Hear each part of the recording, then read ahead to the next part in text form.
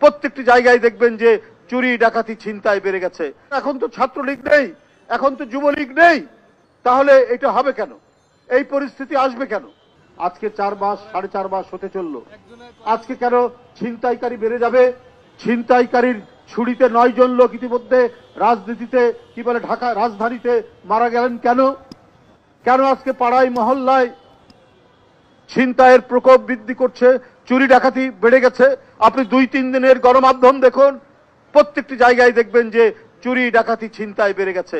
তাহলে কিভাবে আপনার প্রশাসন চলছে? অনেকে বঞ্চিত ছিলেন, অনেকের প্রমোশন হয়েছে, অনেক কিছুই হয়েছে, তাহলে আজকে আপনার অথরিটি ইম্পোজ করতে পারছেন না, আপনার কর্তৃত্ব প্রশাসনের মধ্যে আপনি সেটাকে বজায় রাখতে পারছেন না। তা না হলে ছিনতাইকারীর ছুরিতে 9 জন লোক মারা যাবে এই রাজধানীতে।